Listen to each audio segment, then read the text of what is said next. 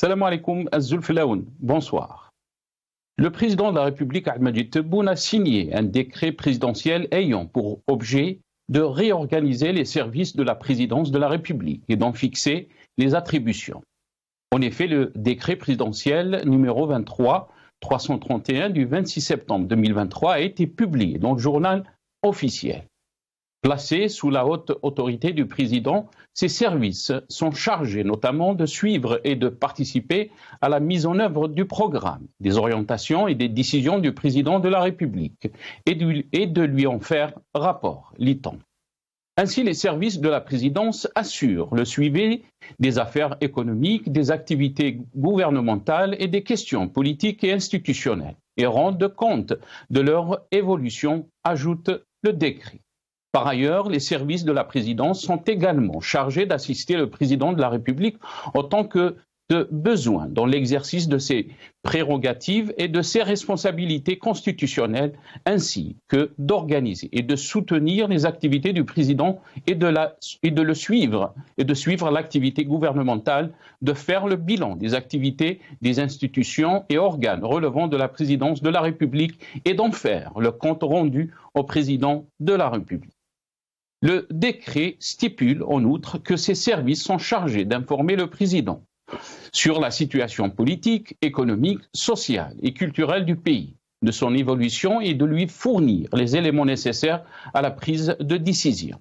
Ces services n'ont pas, précise le texte, vocation de substituer aux institutions et administrations compétentes, ni à s'immiscer dans l'exercice de leurs attributions, précise le texte.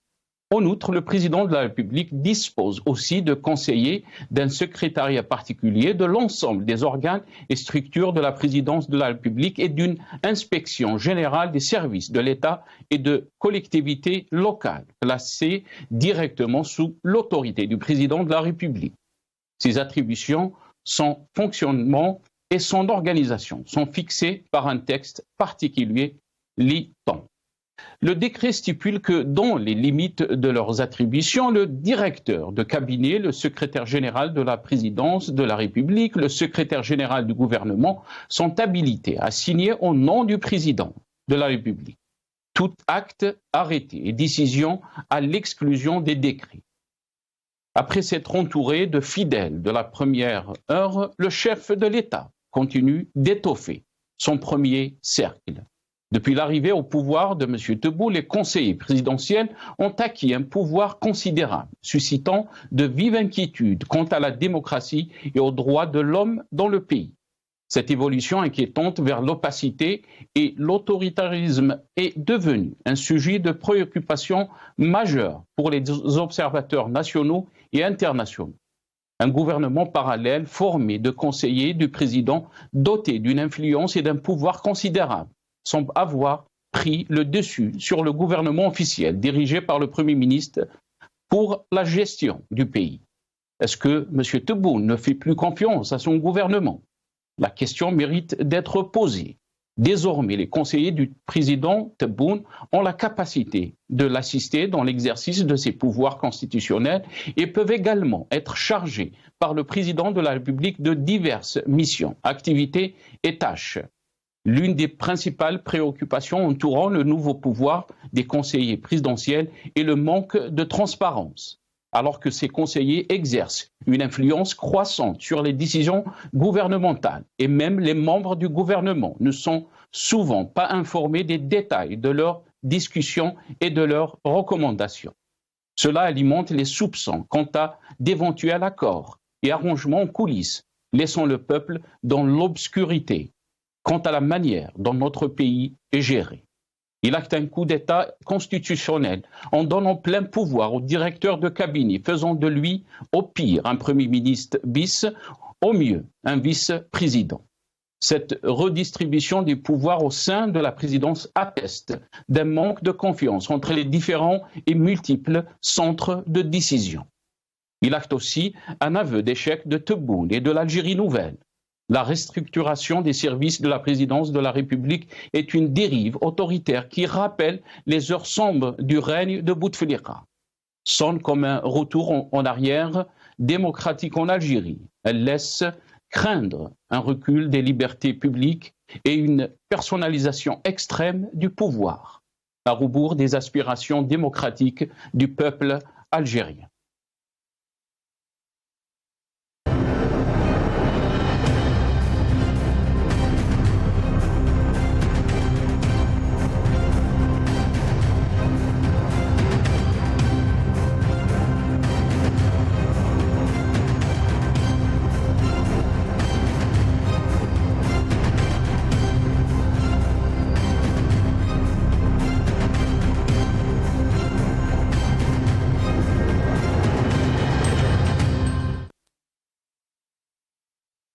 Le nouveau pouvoir des conseillers de Tebboune, opacité et autoritarisme, point d'interrogation, point d'exclamation, c'est le titre de notre émission pour ce soir.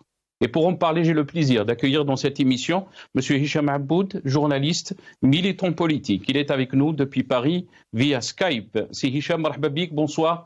Merci beaucoup d'avoir accepté l'invitation. Nassar, bonsoir aux amis téléspectateurs de Magharibia et ravi d'être parmi vous. Merci beaucoup Hicham Aboud. Comme on a aussi le plaisir d'accueillir M. Hamid Lelou, directeur of Run for Democracy in Algeria. Il est avec nous depuis Washington via Skype. Hamid Lelou, bonsoir. Merci beaucoup d'avoir accepté l'invitation. Marhaba bik. Merci à vous de m'avoir invité. Et j'ai encore le plaisir de partager ce plateau avec Aboud. Et puis c'est un sujet qui est très très technique et complexe. Et j'espère que votre invité et moi sauront simplifier les choses et expliquer les choses à vos téléspectateurs. Merci beaucoup Hamid Lelou. Merci.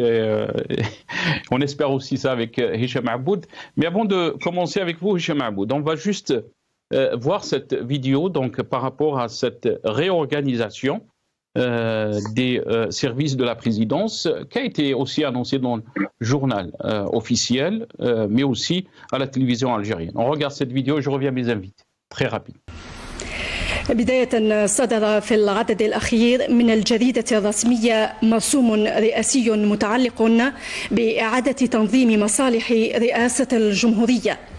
المرسوم الرئاسي الموقع من طرف السيد رئيس الجمهورية يهدف إلى تنظيم مصالح رئاسة الجمهورية وتحديد صلاحياتها، حيث تتكفل مصالح رئاسة الجمهورية الموضوعة تحت سلطة رئيس الجمهورية بالمتابعة والمشاركة في برنامج السيد الرئيس وتوجيهاته وقراراته، كما تضمن مصالح رئاسة الجمهورية متابعة الشؤون الاقتصادية والنشاطات الحكومية والقضايا السياسية والمؤسساتية وتقدم عرضا حول تطوراتها. Donc ça, c'était l'annonce de ce décret qui a été signé par Ahmed Tebboune pour réorganiser les services de la présidence. Hicham Aboud, comment peut-on lire ce décret présidentiel, cette réorganisation des services de la présidence? On parle bien sûr du directeur de cabinet de Ahmed Tebboune et aussi de ses conseillers, du conseiller juridique Boualem Boualem. Votre réaction, Hicham Aboud? D'abord, permettez-moi, mon cher Nasser, de saluer mon ami Hamid Lelou qui participe avec nous à ce débat à partir des États-Unis d'Amérique. Alors, pour ce qui est de notre sujet, je ne vois pas pourquoi on parle de réorganisation. Tout simplement d'une organisation, puisqu'il n'y avait rien du tout. Depuis 4 ans que Tebboune est à la tête, ou plutôt est locataire du palais de Mouradia, il n'y avait aucune organisation des services de la présidence. Vous avez des conseillers, dont la majorité sont des anonymes, d'autres sont connus, mais qui sont effacés. Moi, je cite à titre d'exemple Abdelaziz Khelaf, qui était ministre du Commerce du temps de Chadli, puis il a disparu. Il réapparaît comme secrétaire général de la présidence de la République jusqu'au mois de septembre 2022, pour céder la place à un inconnu également qui est Abdallah Moundji, dont personne ne sait d'où il vient, quel est son parcours. Vous avez comme conseiller également Abdel Khelaf est passé comme conseiller. Vous avez comme conseiller un Boualam chargé des affaires juridiques qui était au service des écoutes avant l'arrivée de Tebboune. Un bonhomme qui fait beaucoup parler de lui, beaucoup plus comme étant l'oreille de Tebboune et aussi à qui Tebboune tend l'oreille. Donc c'est un petit peu l'ami intime le plus proche de Tebboune. Boumdil Benatou, qui est conseiller chargé de la défense et de la sécurité. Abdelmajid Chiri, complètement effacé, chargé de la mémoire nationale, et on a vu comment ce bonhomme a fait un bid quand il a été associé à Benjamin Stora pour l'écriture de l'histoire commune algéro-française. Hamid Luna aussi, connu pour avoir été un militant du RCD et qui se retrouve, dont on n'entend plus parler de lui, et qui est conseiller chargé des organisations nationales et internationales et des ONG, des organisations non gouvernementales. On ne voit pas du tout son activité, son action. Ahmed Rajdi, un grand réalisateur de cinéma et qui est conseiller chargé de l'audiovisuel, on ne voit pas les résultats de son travail. Un Mohamed Shafiq Msbah, un colonel à la retraite, qui est chargé des affaires spéciales. On ne sait pas qu'est-ce qu'il fait et qu'est-ce qu'il y a comme affaires spéciales. Vous avez également Yassine Ould Moussa, que je salue, c'est un ancien collaborateur et ancien collègue à l'hebdomadaire Le Hadef, qui a disparu de la circulation du Béluret, un excellent volleyeur, un très bon économiste, mais on ne voit pas du tout sa touche en matière d'économie, parce que si Yassine Ould Moussa, qu'on appelait Yom, affectueusement, on l'appelait affectueusement Yom, eh bien, si lui avait une véritable influence en tant que conseiller sur Tebboune, Tebboune n'aurait jamais été la risée du monde avec sa bourde du 1,3 milliard de mètres cubes quotidiennes d'eau dessalée. Voilà ce que vous avez au niveau de la... Vous avez aussi un Kamal Saïd qui s'occupe de la communication de manière vraiment catastrophique. Boukrouh Abdouhab, qui était journaliste à Chourouk et qui est chargé de l'économie, je ne sais pas s'il est toujours ou s'il n'y est pas, depuis l'arrivée de Yassine Ould Moussa. Voilà ce que vous avez. Donc, il y a aucune organisation. L'Arbaoui aussi, qui est le directeur du cabinet. L'Arbaoui est directeur du cabinet. Moi, j'ai parlé des conseillers. Alors, vous avez l'Arbaoui, directeur du cabinet, l'ancien handballeur d'équipe nationale et de l'ONACO, qui était représentant d'Algérie aux Nations Unies à New York. Et comme secrétaire général, vous avez Abdallah Moundji. Toutes des personnalités effacées qui n'ont aucun poids. Et puisqu'on parle d'organisation et non pas de réorganisation, parce qu'on réorganise quand il y avait des structures, quand il y avait une organisation. Là, nous avons des conseillers hétéroclites et on ne voit pas du tout leur influence, on ne voit pas ce qu'ils font exactement, puisque le président lui-même ne travaille pas, ne fait absolument rien. Montrez-moi ce qu'a fait Tebboune en 4 ans. Il n'a absolument rien fait. Est-ce que donc vous êtes en train de dire que cette... Est-ce que vous êtes en train de dire que cette, si on peut l'appeler réorganisation ou organisation, d'après la presse, c'est une réorganisation, mais est-ce qu'on peut dire que c'est un acte d'échec?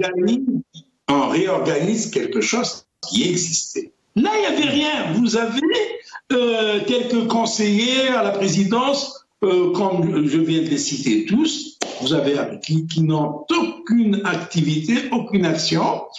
Et cette organisation qui vient d'être mise en place, elle est nommée par décret, n'a pas encore été mise en place, a existé dans les années 80, du temps de Ali Bejdid, où nous avions un chef d'équipe qui était le secrétaire général Mouloud Hamrouch, un véritable patron. Et il avait une équipe de technocrates, tous des spécialistes dans leur domaine. Par exemple, moi je prends au niveau d'économie, vous aviez un Razi Hidoussi, au niveau du commerce, vous aviez un Mourad Goumiri, vous avez quand même, vous avez un Abdelatif Farhan, il y avait pas mal de noms, de grosses pointures, et vous aviez comme directeur de cabinet un Labib Belkhir. Est-ce que vous pouvez comparer un Labib Belkhir à Nadir Larbawi? Vraiment, il n'y a rien à comparer.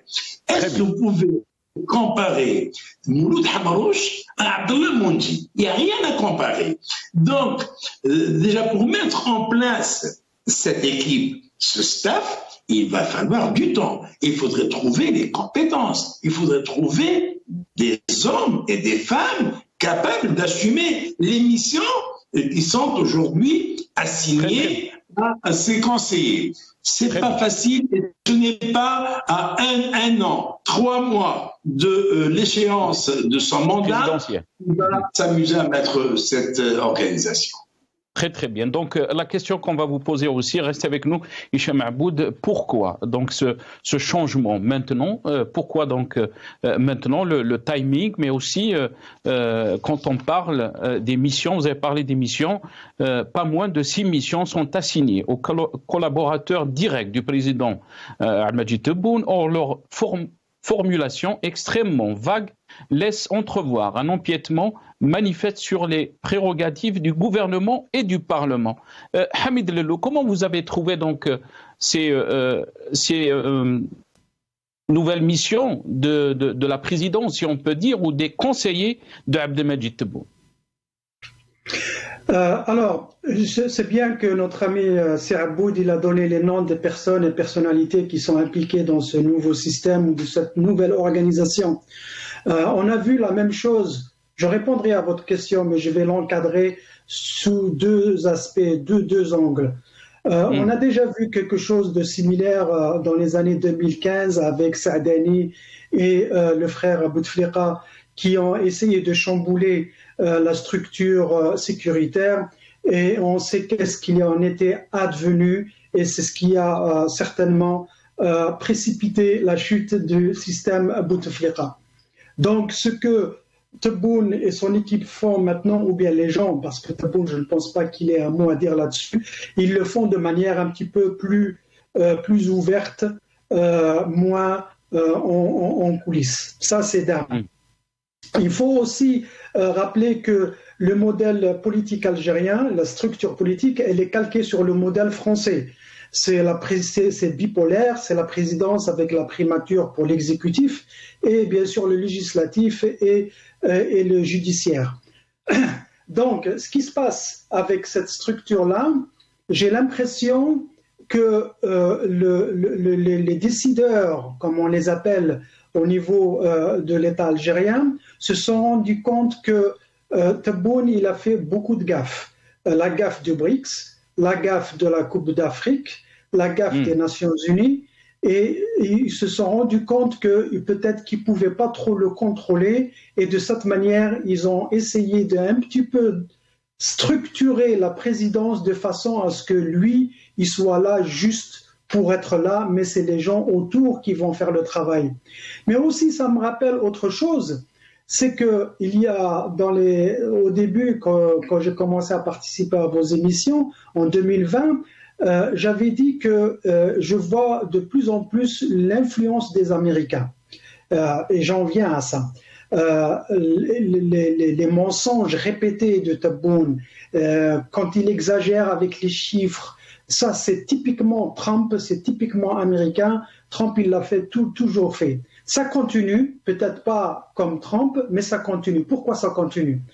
Les prérogatives et les pouvoirs qui sont donnés aux directeurs de cabinet parmi les six que vous avez mentionné, le suivi de la préparation, l'assistance du président, l'organisation des activités, recevoir toutes les doléances, avoir aussi la possibilité de signer, pas les décrets, mais les ordres de mission, etc., etc. Tout ça, c'est le travail de ce qu'on appelle Chief of Staff ici aux États-Unis. Pourquoi ? Parce qu'aux États-Unis, on n'a pas de primature. On a le président et on a son chef de cabinet qui gère une équipe de ministres qui sont des technocrates, ce ne sont pas des élus. Donc c'est un modèle complètement différent. Alors ils font comme ça, c'est pour d'un côté donner les pleins pouvoirs au président, mais aussi pour un petit peu former une sorte d'antichambre au niveau de la présidence qui soit protège le président, soit au fait le met au diapason. Et si jamais il y a un problème, le seul et dernier responsable, c'est le président. Et dans ce cas-là, peut-être pour les prochaines présidences, comme on les appelle en Algérie, pour moi peut-être c'est une voie de garage pour Tebboune. C'est de cette manière qu'ils vont le faire sortir en douceur et de dire voilà, il y a une transition démocratique, on change de président, on ne maintient pas toujours le même président, et c'est ça l'Algérie nouvelle. Parce que, rappelons-nous, Tebboune n'a rien à voir avec l'équipe de pouvoir qui dirige l'Algérie. Tebboune est venu parce que... Mais pourquoi dans ce cas-là, Hamid Lello, pourquoi dans ce cas-là se doter de toutes ces nouvelles missions et donner donc un pouvoir, si on peut dire, absolu à la présidence? À la présidence, mais pas nécessairement à Tebboune. Il faut aussi comprendre qu'il y a la structure, il y a deux hommes clés qui font maintenant partie de ce système, et notre ami les a cités, c'est Abdelaziz Khalaf et l'Arbaoui. Ce sont les deux personnalités clés qui sont au niveau de la présidence. Et si on voit et on déchiffre ce qui a été écrit dans ce décret présidentiel, ce sont ces deux personnes-là qui font le tout. C'est elles qui gèrent les affaires courantes de la présidence et qui sont l'interface avec toutes les institutions de l'État, y compris la primature. Absolument. Et là, Hamid Lello, on peut lire par exemple, juste pour aller dans le sens de ce que vous êtes en train de dire, au total, le décret fixe 10 missions, directeur de cabinet de la présidence de la République, parmi lesquelles celle d'étudier, de mettre en œuvre les dossiers politiques et de relations internationales, de suivre l'activité gouvernementale, d'en faire l'analyse et d'en rendre compte du président au président de la République, de suivre l'état de l'opinion publique. Et là, je ne comprends pas. Est-ce que c'est un bureau de sondage? De suivre l'état de l'opinion publique sur les grandes décisions, de préparer, de coordonner les activités de communication destinées à faire connaître les directives et les orientations du président de la République et ses activités, de superviser les relations avec les médias nationaux et étrangers. Le directeur de cabinet de la présidente de la République est également chargé de suivre le traitement et l'analyse des enquêtes des investisseurs, opérateurs économiques et autres requêtes spéciales en coordination avec les conseillers. C'est lui le président. Ils sont en train de rendre la primature caduque. La primature n'a plus aucun pouvoir si on suit ce décret, qui d'ailleurs c'est un décret, il faut faire très attention, c'est un décret, c'est pas une loi. C'est un décret qui, d'ailleurs, moi, j'avais jeté un coup d'œil à la Constitution qui a été soi-disant amendée en novembre 2020. Il y a beaucoup dans ces textes qui sont anticonstitutionnels, qui justement donnent beaucoup plus de pouvoir, pas au président. C'est pas le président qui a gagné de pouvoir, mais ce sont les collaborateurs, en particulier le directeur de cabinet et son ministre conseiller. C'est ceux-là qui ont gagné en pouvoir, pas Tebboune. Lisez bien ce texte. Tebboune n'a pas gagné en pouvoir. C'est vrai qu'ils ont donné deux phrases qui sont un petit peu contradictoires. Si vous lisez, dites toute autre mission, activité et tâche. Donc, ils peuvent, et c'est ça le problème dans l'administration algérienne, qu'il y a des lois, mais à côté des lois, ils vont te dire, mais vous avez aussi des dérogations. Il y a des des ministres, ou bien dans ce cas-là, ces deux personnalités en particulier, le directeur de cabinet et le conseiller ministre, qui, eux, ont la possibilité de donner toute autre mission, activité et tâche sans limiter le cadre. Et en même temps, ils disent « Ah, mais aussi, ceci ne se substitue pas au décret présidentiel. » Donc, le président, il lui laisse une petite marge au niveau des décrets, mais même les décrets, ce n'est pas une loi. C'est-à-dire que le prochain président qui viendra, il va faire sauter tous ces décrets parce que ce ne sont pas des lois, ce n'est pas des lois. Et ça, encore, ça revient au système américain. Très bien. Donc, pour moi, ils l'ont conseillé de faire ça, pas forcément pour protéger Tebboune, mais aussi pour le mettre sur cette rampe qui est une voie de garage. Et c'est possible que les nouvelles élections, ils vont ramener quelqu'un d'autre. Il a dit, il y a les deux lectures. Les deux lectures sont possibles. Très bien. Et pourtant, il y a aussi d'autres observateurs qui disent que l'optique du deuxième mandat, elle a été prise en considération par rapport à ces nouvelles missions de la présidence.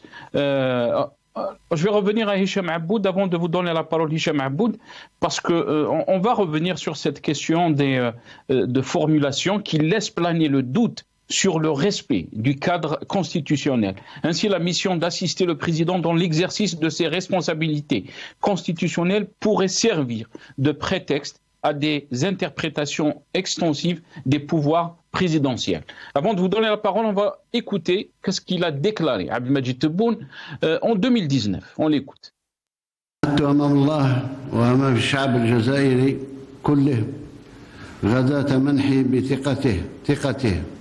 في الانتخابات الرئاسية بتحقيق مطالبه وطموحاته المشروعة من أجل إحداث تغيير شامل وحقيقي يسمح بتقويم وطني وإعطاء انطلاقة جديدة لبلادنا ويتيح له العيش في جزائر ديمقراطية مزدهرة وفية لقيم ثورة الفاتح من نوفمبر 1954 ورسالة شهداء الأبرار. إن هذا المسعى استوجب إحداث تغيير شامل وحقيقي يسمح بتقويم البناء الوطني. ولإنجاح هذا المسار توجب علينا احترام المراحل والسير بخطى ثابتة بدأناها بالتعديل الدستوري الذي زكاه الشعب، ثم شرعنا بعدها في بناء الصرح المؤسساتي الجديد ابتداء بتنظيم انتخابات تشريعية لاختيار الشعب الممثليه في المجلس الشعبي الوطني أمام الله. Donc ça, c'était le discours d'Abdelmadjid Tebboune en 2019, juste après son avènement comme président de l'Algérie. Hicham Aboud, comment peut-on lire 4 ans après, on est dans cette cacophonie au sommet de l'État, mais aussi des missions qui ne sont pas comprises. On parle d'un super pouvoir. La mise en place d'un secrétariat général du gouvernement directement rattaché au cabinet présidentiel semble comme une mise sous tutelle de l'action gouvernementale. Cette instance fait doublon avec le poste de Premier ministre, vidant ce dernier d'une partie de ses attributions. C'est l'échec total en termes de gestion des institutions, en termes de gestion de cette nouvelle Algérie. C'est moi, Nassim, de rappeler à mon ami Hamid Lellou que les 2 hommes clés de la présidence, c'est-à-dire le directeur de cabinet et le secrétaire général, ce n'est pas Adas Khelaf. Adas Khelaf n'est plus secrétaire général de la présidence depuis septembre 2022. Il a été remplacé par Abdallah Moundji en septembre 2022. Abdallah Moundji a été nommé pour quelques mois ministre des Transports entre mars 2022 et septembre 2022. Et à partir du 9 septembre 2022, il est secrétaire général de la présidence. C'est normal que ça échappe à notre ami Hamid et à beaucoup d'observateurs. Cet individu est complètement un inconnu de la scène politique algérienne. algérienne, et c'est un homme complètement effacé. Le deuxième, Abdel Nadir, puisqu'il était ambassadeur à l'ONU, et depuis quelque temps, il est à la présidence de la République, directeur de cabinet. Pour revenir à ta question, il n'y a pas de super pouvoir, il n'y a rien du tout, absolument rien. Cependant, comme tu viens de le souligner, le fait de prendre un décret d'organisation, je tiens bien organisation, parce qu'il n'y avait aucune organisation. On ne va pas parler de réorganiser ce qui n'était pas organisé. Donc, ce décret d'organisation des sièges de la présidence, à 1 an, 3 mois de l'échéance du mandat de Tebboune, est un aveu d'échec. Depuis 4 ans, il n'a pas organisé la présidence, il n'a rien fait, et voilà qu'aujourd'hui, il tombe avec un décret dont l'exécution et dans la mise en place va demander au moins 1 année. Parce que d'abord, ce n'est pas facile de trouver des hommes pour occuper ces fonctions. Et d'autre part, ce n'est pas facile de mettre ces gens tout de suite dans le bain. Donc, c'est un décret qui ne sera jamais appliqué, qui ne sera jamais exécuté. Et souvenez-vous bien de ce que je dis. Pour ce qui est de placer le secrétaire général du gouvernement sous la tutelle de la présidence de la République, eh bien, il faudrait rappeler qu'en Algérie, il n'y a pas de séparation de pouvoir. Le président de la République, c'est lui qui nomme le Premier ministre et non pas le parti majoritaire de l'Assemblée qui propose un ministre. Ayman Abdelrahman, et on ne lui a jamais connu une quelconque activité au parti du FLN, qui est aujourd'hui majoritaire à l'Assemblée nationale. Le secrétaire général du ministère de la présidence de la République actionne le secrétaire général du gouvernement en sa qualité de porte-parole du président. C'est lui qui fait l'interface entre la présidence et le gouvernement. Donc pratiquement cette fonction de secrétaire général du gouvernement en Algérie, c'est une tâche administrative qui n'octroie aucun pouvoir de décision au secrétaire général du gouvernement. D'autre part, le secrétaire général de la présidence est supposé assister aux réunions du Haut Conseil de sécurité, et ce n'est pas le cas du directeur du cabinet, mais on voit le contraire, on voit le directeur du cabinet assister aux dernières réunions du Haut Conseil de sécurité, mais pas le secrétaire général de la présidence. Tout ça explique les incohérences qui marquent le pouvoir algérien, un pouvoir où personne n'est souverain à son poste. Un pouvoir où personne n'est détenteur du pouvoir. Le pouvoir est détenu par des forces occultes qui sont tapis derrière le rideau et qui actionnent des marionnettes avec des fonctions qui ne signifient absolument rien. Quelles sont ces forces occultes, Hicham Aboud? Dans le temps de Abdelmadjid Tebboune, on parlait de son frère, qui était conseiller, du temps de Bouteflika, pardon. On parlait de son frère, Saïd Bouteflika, et maintenant vous parlez de forces occultes, alors que je vais vous lire un passage d'un observateur très respecté. Il dit que derrière la communication d'une simple réforme administrative se cache donc un projet politique préoccupant, concentré entre les mains d'un seul homme, les rênes de l'exécutif, du législatif et même du judiciaire, si l'on juge par certaines formulations douteuses. Qui est cette personne qui détient tout ça? Théoriquement, c'est le président de la République. Théoriquement. Mais au fond, est-ce qu'il est réellement détenteur du pouvoir? Chebbi Benjdid, en son temps, avait cette organisation au niveau de la présidence de la République. On est bien d'accord. Pour ceux qui connaissent la scène algérienne, qui connaissent les arcanes du pouvoir algérien, cette organisation existait. Et on avait 2 têtes au niveau de la présidence.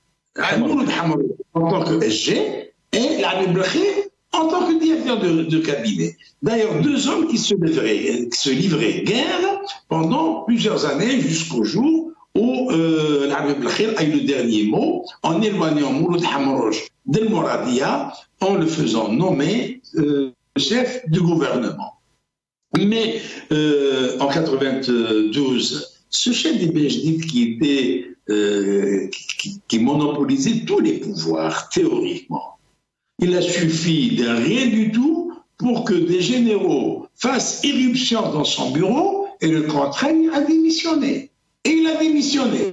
Bouteflika aussi avait concentré tous les pouvoirs entre ses mains et au premier coup, eh bien, on a débarqué chez lui et on l'a contraint à démissionner. Qu'est-ce qui empêche de faire la même chose avec un Tebboune qui n'a pas le 1/10 du poids de Bouteflika ou de Chadli Benjdid? Donc, il ne faudrait pas prêter à Tebboune une puissance qu'il ne possède pas. Tebboune, on sait très bien qu'il a un complexe vis-à-vis des militaires. Ces forces occultes que je viens de citer sont connues, sont tapis au Tagarin, au ministère de la Défense et à l'état-major de l'armée. Mais Hicham Aboud, la question qu'il faut clarifier, Hicham Aboud, pourquoi on le laisse donc signer ces décrets, mais pourquoi aussi organiser ces missions nouvelles de la présidence? Pourquoi on le laisse Et en quoi ça gêne Chengueliha et sa troupe? En quoi ça les gêne? Ça ne les gêne nullement. En quoi ça les gêne? Vous pensez que cette équipe qu'il va mettre en place, d'abord, ne sera pas une équipe composée d'opportunistes qui seront les premiers à tourner kazakh en faveur des militaires.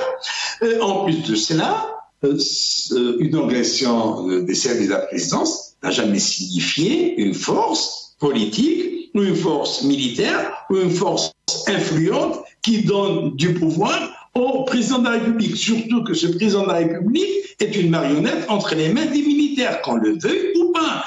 Et pourtant, il y a beaucoup d'observateurs, Hicham Aboud, qui voient ces lois ou ces nouvelles missions une dérive autoritaire. J'ai pas bien entendu la question. J'ai dit qu'il y a beaucoup d'observateurs qui voient en ces nouvelles missions de la présidence une dérive autoritaire.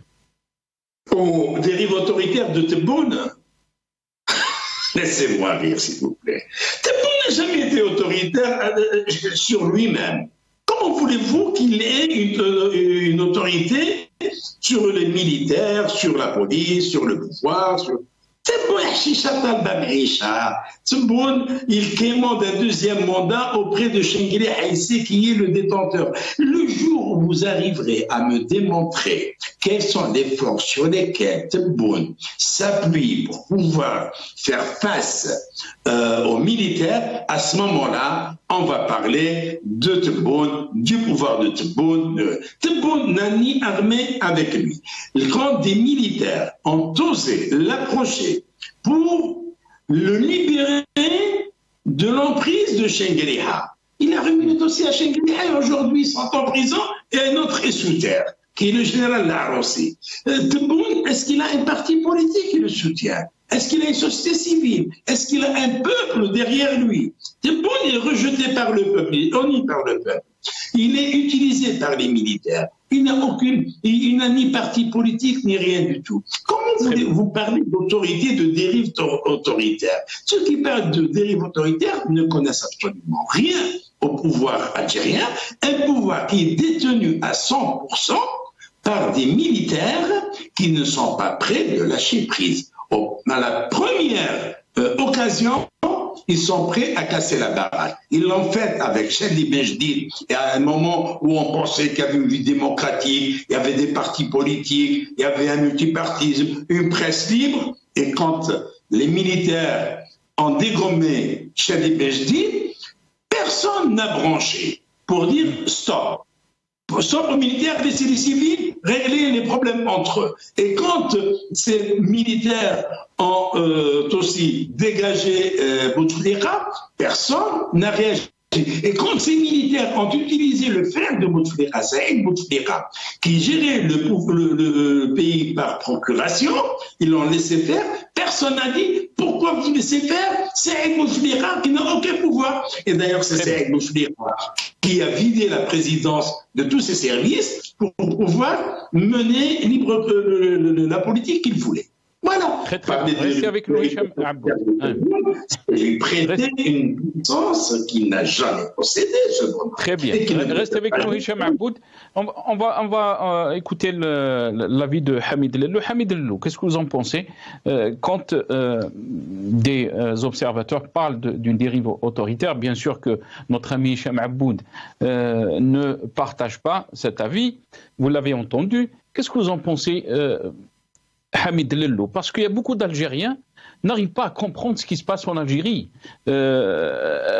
Hicham Aboud a parlé de ses forces occultes, il a parlé du pouvoir de l'armée, mais aussi, très bien, mais aussi ces textes qui font du président, donc du pouvoir d'Ahmed Tebboune, comme un super pouvoir, si on peut dire, Hamid Lellou. Moi, j'ai la même lecture que c'est Aboud, mais peut-être l'explication est un petit peu différente. Justement, ces textes sont là pour brouiller les pistes. Tout le monde sait que Tebboune n'a aucun pouvoir et un président fort, un président compétent, au contraire, il s'entoure de personnes qui représentent des institutions pour le protéger et protéger son travail. La manière dont cette organisation s'est montée, c'est pas pour le protéger lui, mais c'est pour protéger ces forces occultes qui sont derrière et qui pourraient se permettre et qui pourront maintenant se permettre de faire beaucoup plus en se cachant derrière Tebboune. Pas parce que Tebboune il est fort, mais Tebboune est utilisé comme un paravent. Demain, quand il y a un problème, et d'ailleurs c'est ce qui s'est passé exactement avec Bouteflika, et surtout parce qu'il y avait son frère, ils l'ont laissé faire, et vous vous souvenez-vous, c'était très facile pour eux de convaincre et l'opinion publique nationale, et l'opinion publique internationale, et les puissances internationales pour dire, voilà, on était dans un délit de confiscation des institutions nationales et il fallait que l'institution militaire intervienne. Ils ont fait la même chose avec Chedli, mais ils n'ont pas fait la même chose avec Zerouel. Zerouel, il a été obligé de démissionner parce qu'il ne voulait plus faire ce combat. Ils n'ont pas pu faire la même chose avec Boudiaf, ils ont été obligés de le tuer. Ils n'ont pas pu faire la même chose à l'époque avec Boumediene et je suis certain aussi il a été éliminé. Donc, quelqu'un comme Bouteflika, au contraire, c'est quelqu'un de faible qui n'a pas ni les atouts institutionnels, ni l'appui populaire, ni un passé au niveau des institutions militaires, quoi qu'il ait un produit ou bien un sous-produit du système, puisqu'il a été dans l'administration pendant plus de 50 ans, mais pas plus que ça. Demain, il y a un problème, ça sera très facile pour eux de le déloger et de lui faire imputer toute la responsabilité de ce qui se passe en Algérie. Parce que maintenant, ce qui se passe en Algérie pendant les 4 dernières années, bientôt 5 ans, tout ce qui se fait en bien et en mal, et Dieu sait qu'il y a beaucoup plus de mal que de bien, et j'en vois pas de bien, il incombe à la responsabilité directe et seule de Tebboune. Demain, il y a un problème, il y en aura. C'est Tebboune le responsable, c'est lui qui va payer la facture. Et c'est pour ça que ces forces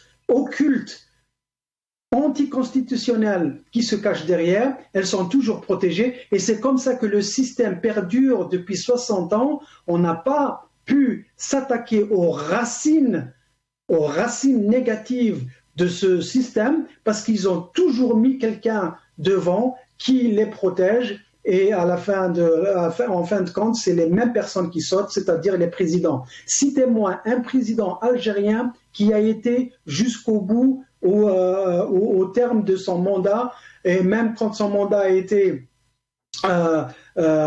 prolongée, soit il est tué, soit il est forcé pour démissionner, soit il est sur un lit de mort. Donc, et pourtant, Hamid Lellou, Al-Majid Tebboune, quand il est arrivé en 2019, il a parlé donc de ce slogan, de cette nouvelle Algérie, des nouveaux mécanismes de fonctionnement de l'État.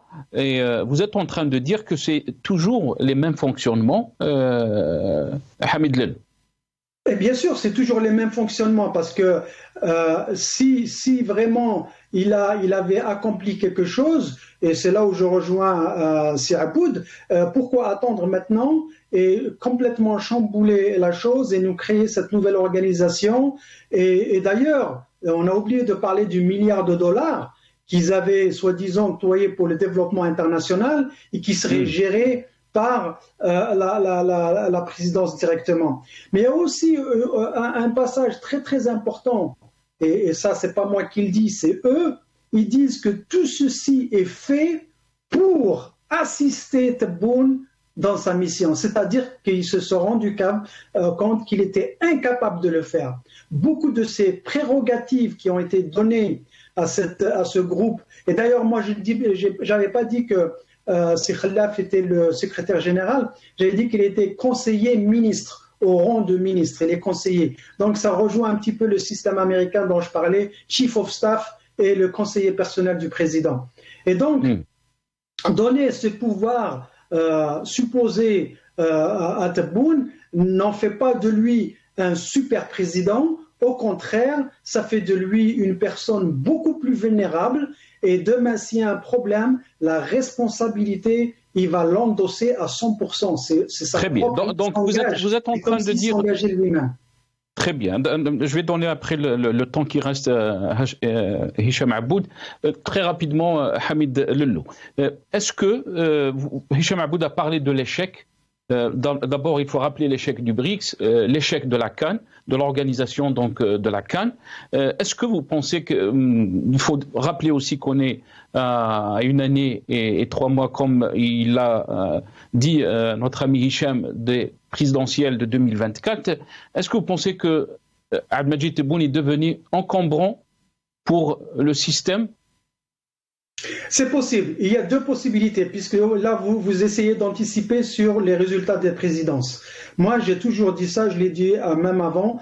Il y a 2 cas. Soit il est reconduit parce que les différents courants dans le système occulte se mettent d'accord et ils continuent la route avec Tebboune parce qu'il n'y a pas mieux que lui. Ils prennent toujours le plus mauvais pour garder un petit peu les intérêts de tout le monde.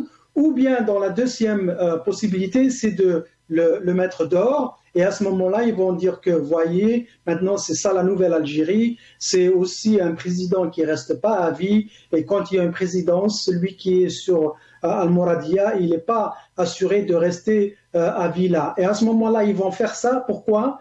Parce que ce n'est pas leur homme. Il faut revenir à l'époque de Gaïd Salah. C'est lui qui avait instauré ce système.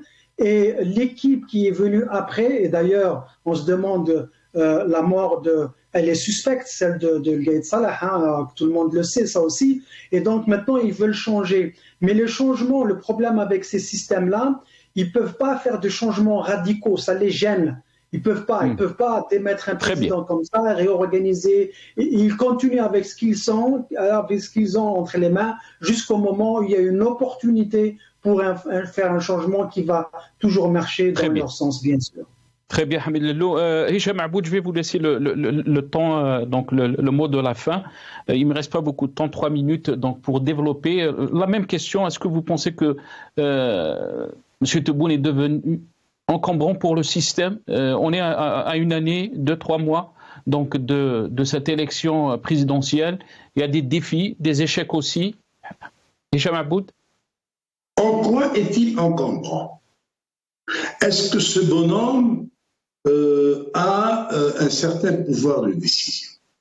Je ne vois pas en quoi il est encombrant. Maintenant, comme l'a dit notre ami Hamid Lellou, et le rejoint complètement sur ce qu'il a dit, et ses explications concernant cette dérive autoritaire, je mets entre guillemets, Tebboune, il est le pion des militaires. Ils veulent le garder, il le garde. S'ils trouvent mieux que lui et quelqu'un de plus, de toute façon, je ne pense pas qu'il puisse y avoir plus obéissant que Tebboune. Tebboune, c'est vraiment le tapis sur lequel peuvent marcher les militaires avec leurs rangers sans qu'ils ne soient dérangés. Ils n'osent pas faire le moindre mouvement.